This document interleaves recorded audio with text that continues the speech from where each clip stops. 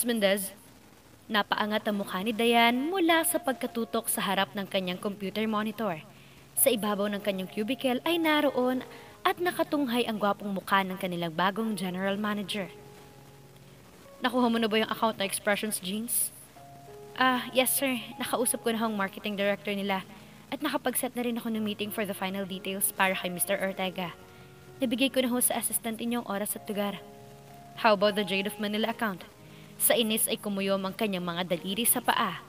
Sa ilang araw na pagtatrabaho nila sa ilalim ng pamamahala ni Alejandro de la Cruz, parang mas gusto niyang maburo sa mga galamay ng dating supervisor. Mas malala kasi ito sa dating amo. Alejandro de la Cruz was a subhuman, non-life form. Wala na ring problema sa kanila, sir. Pumayag na silang maging sponsor para sa gaganaping model search next month. Pinuksan ni Diane ang file sa kanyang computer kung saan naroon ang lahat ng accounts na naisara niya para sa kanilang upcoming event. Gusto ba ninyo ipag-print ko pa kayo ng copy, sir? Para hindi na kayo mahirapang magtanong. Kompleto na yun. Saglit na tila hindi ito nakapag-react. No, hindi na kailangan. Nagkibit balikat na lamang ang dalaga. Kung ganun ay umalis ka na sa harapan ko. Pagkatapos ng mga nangyari sa conference room 3 days ago, hindi na bumaba pa ang blood pressure niya sa lalaking ito. Makita pa lang niya ngayon nito, maamoy pa lang ang paborito niyang pabango nito, tila nakakaramdam na siya ng galit. May problema ba, Miss Mendez? Ho? Naputol mo na kasi ang hawak mong lapis. Laking gulat ni Diane nang makita ang 2 piraso ng lapis sa kanyang kamay. Agad na in-inspection niya ang kanyang mga kukong pinagkagastusan niyang ipamanicure just 2 days ago. May pingas na ang isa sa mga yon. Oh no. Inipit niya sandali sa bibig ang mga hawak na papel saka hinaplos ang mga kaawa-awa niyang kuko. Anyway, yung Infinity account nga pala, tapos na rin ba? I'm going out for lunch now and I thought, Miss Mendez, are you listening? No? But she nodded anyway. I don't think so. Kinuha nito ang papel na nakaipit sa kanyang bibig. Na-close na ba ang Infinity account? Under negotiations pa na ng Infinity, sir. Matagal na itong binigyan na assignment sa'yo ni Mr. Ortega. Bakit wala pa ring positive result hanggang ngayon? Kainis. Napingasan ng pinakikiingatan kong French manicure. Kukulutin mo pa ako. Alis ka nga sa harap ko. Kung bakit ba kasi sa elegant pa nito nakuhang mag-opisina eh. Kami tuloy yung mangangarag ngayon dahil sobrang demanding at perfectionist nito. Bulong ng dalaga sa sarili. Mahirap po kasing mahagilap si Miss Hart Sanchez. Mahirap? Narito lang naman siya sa bansa. Baka naman hindi mo lang ginagawa ng mabuting trabaho mo. Tinitigan siya ng binata. I want you to close that account by tomorrow. Iyon lang at iniwan na siya nito. Nagbilang siya sa isip upang kahit papaano ay maibsan ang kanyang nararamdamang inis. Dinampot niya ang pulang heart-shaped throw pillow sa gilid ng kanyang cubicle at mabilis na nagmarcha sa CR. Pagkatapos ay mariing inilapit sa muka ang throw pillow at doon sumigaw. Gawain na niya yon kapag napoprostrate siya sa isang bagay, or in this case sa isang tao. Maglalagay siya ng kahit anong malinis at mabangong unan sa kanyang muka saka siya sisigaw upang mailabas ang inis na nararamdaman. Nang makontento ay humarap siya sa salamin at pinagmasdan ang kanyang sarili. I can't believe na sa ganda kong to, maaga akong malulosyang na dahil lang sa nakakainis na lalaking yun. Nanggigigil pa ring sambit ng dalaga. Calm down, Diane. There's no need for you to act silly just because of him. Take a deep breath. You can do it, girl. She tried taking in a few deep breaths before she put the throw pillow back on her face and screamed. Nang makontento ay muling hinarap niya ang sarili sa salamin habang pilit nang umingiti. Ang sabi kasi sa mga nabasa niyang fashion and beauty magazines, smiling could give a positive perspective in life. Pero mukhang hindi effective yun sa kanya. Napatitig siya ng husto sa kanyang refleksyon at nang may mapansin sa kanyang muka ay mabilis na napakunot ang kanyang noo. Gosh, ang mascara ko! She brushed her pinky to her lashes and under her eyes to remedy the smudges caused by her mascara. Pati ang makeup ko, nasisira ng dahil sa kanya. Bakit ba ako pinarusahan ng ganito? Kasalanan ko bang pinanganak akong maganda? I don't think so. Came a familiar voice from the door that was fast becoming annoying to her ears. But it will be entirely your fault if you get harassed inside the men's room, Miss Mendez. Men's? Pinagmasta ng dalaga ang paligid at noon lang niya napansin na hindi ngayon ang powder room ng mga babae. Pinisil niya ang kanyang ilong at naglakad palabas. Kaya pala hindi magandang amoy rito. Pasensya na, sir.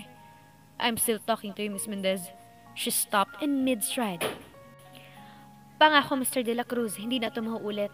Mainit lang kasi ang ulo ko kanina kaya hindi ko napansin na mali pa lang napasukan kong CR at... Miss Mendez, may mariin na ngayon ang pagtawag nito sa kanya. Pwede bang humarap ka muna sa akin? She did, and she was once again faced with a handsome face. Funny how people could describe arrogant as handsome. Pero ngayong kaharap naman niya ang bagong boss, naniwala na siyang pwede nga maging gwapo ang mga may masasamang buto sa katawan. Good. Now, can I call you Diane? Diane? The nerve of this subhuman life form. I just approve a memo that says every employee in the two agencies should call me by name and I call you to you by your names. Patuloy ni Alejandro. Pwede rin akong i-acknowledge as Sir Alejandro but not Mr. De La Cruz. I have my own advertising company and everyone there calls me Alejandro. I want the same thing from royal and elegant people. Bakit parang nagpapaliwanag pa ito sa kanya ngayon? And why did he even bother asking her permission? I will do that, sir. Do what? Call you by your name. Then why haven't I heard you say it for the last couple of minutes? Nainis naman ang dalaga. Tila inais na lamang siyang lumubog ng sandaling iyon. Alejandro, sambit niya habang sinasalubong ang mga mata nito. Okay na ba yun, sir? Sa halip na sumagot ay tinitigan lang siya nito. She didn't back down. Kung akala ng lalaking ito na pwede siyang kaya-kayanan nito, nagkakamali ito. Nang mga sandaling iyon, habang pinagmasdan siya nito na tila isang eksperimento sa isang bote ay nagpasya na siya. Tama na ang naranasan niyang pang-aapi sa mga kamay ng marketing executive. Pagkatapos ng model search, it would be sayonara time to the company. She couldn't wait for the moment na maisigaw sa mundo ang salitang freedom. Alright, sa wakas ay nagsalita na rin ito. Bumalik ka na sa trabaho mo. Yes, sir. Diane, kahit siya ay nagulat sa naging epekto sa kanya ng pagtawag nito sa kanyang pangalan. Everyone was calling her by her name, kaya para sa kanya ay ordinaryo na lang ang pangalan niya. But when she heard him say her name, it was as if she was hearing it for the first time. There was something extraordinary from the way he said it. Pumikit ang dalaga ng mariin at pilit na ibinalik ang kanyang katinuan. Iba yata ang epekto sa kanya ng men's room, dahil kung ano-anong pumapasok sa kanyang isip. Bakit ho, sir? May kailangan pa ba kayo? Tila kay lalim ng iniisip nito nang marahang umiling. I've forgotten what it was. Sige na, makakaalis ka na. Kita mo ng ugali ng isang yun? Anya sa isip paglabas ng men's room. Pagkatapos ang paghintay sasabihin niya, uutusan lang ako umalis sa harap niya. Anya sa kanyang sarili. Talaga, Diane? Tanong ni Janice sa kanya. May bago kang amo? Tinanguan lang niya ito. Pagkatapos kasi ng trabaho niya ng araw na yon ay tamang-tamang tinawagan siya ni Jonah. Magkita raw silang magkakaibigan sa isang resto bar sa Makati. 4 lang silang nakarating, marahil ay overtime na naman ang iba pang kaibigan nila. He was that bad, huh? Sambit ni Rachel. Akala ko nagbibiro ka lang nang sabihin mong monster bag mong boss, but looking at you now, I think he is worse. Ay naku, sinabi mo pa. Napasulyap siya sa stage kung saan kasalukuyang tumutugtog ang isang banda. Ilang araw pa lang siya nakatuntong sa opisina ng Elegant, pero kung kumilos siya, akala mo siya talagang may-ari. Ang dami niyang utos. Puro siya, Diane do this, Diane do that. Ano bang palagi niya sa akin? Robot? Aba, kahit sa Sir Danny, hindi naman ako ganun kung mag-utos. Well, kapatid niyang may-ari ng kumpanya ninyo, hindi ba? Ani ni Joanna. Technically, may-ari na rin siya niyon. Lalaki ba? Si Rachel uli ang nagsalita. Ano naman kung lalaki nga siya? Baka type niya mas singkit na mapuputi. Kung type niya ako, bibigyan niya ako ng brand ng Toyota Altis at house and lot sa Forbes Park, hindi yung inutusan niya ako na parang isang katulong. Baka type niya mas singkit na mapuputi at mukhang katulong. Ibinaba niyang inumin at lalong naningkit ang kanyang singkit na mga mata nang balingan niya ang nagsalitang si Janice. Kung masabing malaki ang hinaharap mo, ginuso pa niya ang katawan nito sa harap. Kayang-kaya ko pa rin kalbuhin niyang kilay mo, Janisha. For God's sake, you stop calling me Janisha. It's either Janice or Jen, okay? Ngumisi lang si Diane. Sa wakas ay nakabawi rin siya. Minsan kailangan din niyang maging makapalang mukha para hindi tabla ng mga pang-iinis at pang-aasar ng mga kaibigan. Kumbaga sa kanilang grupo, matira ang matibay. Siguro ay sobrang kapal ang kanilang mga muka kaya hanggang ngayon ay heto at nag-aasaran pa rin sila. O kaya naman nasanay na lang sila.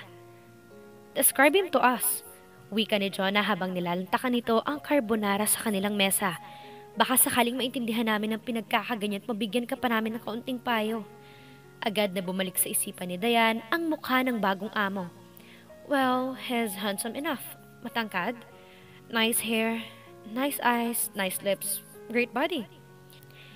You're talking about one of Natalie's heroes in her story, Dayan? There's no such thing. I tell you there is, and he's my boss. Natigilan sina Rachel at Janice. Tila hindi makapaniwala ang mga ito sa kanyang sinabi. Si Jonah ay walang pakailam dahil nakatuon ang mga mata nito sa stage. You wanna meet him? Puntahan niyo ako sa office one of these days. Hindi naman sa hindi kami naniniwalang may ganun ngang klase ng lalaki na nag-exist sa mundo.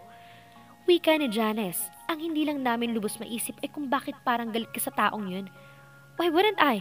Ginagawa niyang madilim ang mahuli kong araw sa Elegant. Mga huling araw? Ibinaba ni Dayan ang baso ng kanyang inumin. I'm thinking of resigning when I finish my contract with the company next month. At ngayon magre-resign ka pa. Kunot noong binalingan niya mang ito. Bakit pa parang ang labo ninyong kausap ngayon? Kasi po, anin Jonah na ngayon lamang sila binalingan. Nagtataka sila dahil imbis na magpa-cute ka sa isang gwapong tulad ng bagong amo mo, parang mainit pang dugo mo sa kanya. As you have noticed, my friend, sa ating lahat, ikaw ang pinakamahilig sa cute at gwapo. Hindi ko naman tinatanggihan, pero ibang sitwasyon ngayon. Muli ay tumungga siya sa kanyang inumin. My boss is a monster and I hate monsters. Good-looking monsters? Nag-isip pa siya kung sasang-ayunan ng tanong nito. Sa bandang huli, nanaig ang kanyang pride. Yes, even good-looking monsters like him. You're weird, Dayan. I want to personally meet this new guy. Sabi ni Janice. Step ko makilalang drummer na yun. Kiming umiti si Jonah. Saka palihim na muling sumulyap sa tumutugtog na banda. Ang cute niya. Sabay-sabay nilang binalingan ang direksyon ng tinignan nito. Mga pasaway. Impit na saway nito. Huwag naman kayong obvious, baka mahalata tayo, nakakahiya. Nakataas ang isang kilay ni Dayan nang tingnan ng kaibigang pinaglihiyata kay Maria Clara sa sobrang hinhin. Jonah was the epitome of a perfect dalagang Pilipina. Appearance-wise, that was. Pino ang kilos at babaeng-babae kung manamit nito. Pero nun ka, ito na rin yata ang pinaka-opinionated na taong nakilala niya. Super tigasin ang ulo nito at higit sa lahat, numero unong green-minded sa kanilang magbabarkada. Ganong mga lalaki bang type mo? Tanong niya. Mukhang madumi. Parang madaliri lang sinusuklay sa kanyang buhok. Dugtong ni Janice. And look at his clothes. Ni wala siyang fashion sense. Lahat ay kulay itim. Hindi ba siya naiinitan sa suot niya? Wait. Rachel pointed a finger towards the band's direction. Is that a tattoo I see on his left arm? Kahit anong sabihin ninyo, cute pa rin siya para sa akin. Ipinatong ni Jonah ang mga siko sa mesa, saka nangalumbaba. Ano kayong pangalan niya? Why don't you introduce yourself to him? Ano ka? Pinandilatan siya nito. Ikaw na lang kayang gumawa. Bakit ako? Hindi ko naman type ang mga lalaking mukhang hindi naliligo. At least, hindi siya monster. Ang sumunod ay isang katutak ng asaran at pang-aalaska ng namagitan sa kanila. Saglit na nag-pause for a break ang bandang tumutugtog at napansin niyang bumaba ng stage ang drummer na tinutukoy ni Jonah. Nagtungo ito sa isang grupo ng 3 kalalakihan sa kabilang panig ng resto bar malapit sa stage at kinuha nito ang ibinigay rito na isang bote ng beer. Kahit medyo may kadiliman ang lightings ng resto bar na iyon, ay hindi pa rin nakaligtas sa kanyang singkit na mga mata ang pamilyar na mukhang yon. Speaking of the monster, bulong ni Dayan sa isip, it was Alejandro de la Cruz himself. Ilang sandali pa ay naulunigan niya ang tila kinakanta ng mga to. They were singing happy birthday song to one of their companions when he might have noticed her looking at them. Lumingon ito sa direksyon niya. She didn't know what happened but she just found herself staring back at him. There was really something in him that made her want to look at him. Bahagyang tinaas ito sa direksyon niya ang bote ng beer na hawak nito bilang pagbati marahil. Doon na siya nagbawi ng tingin. Sa halip na sinimungutan ito, baka bukas ay wala na siyang trabaho. Hindi niya papayagan yon dahil kailangan pa niya ng extra money para sa nalalapit niyang pagbili ng bahay. Magjowa siguro sila. Sambit ni Dayan.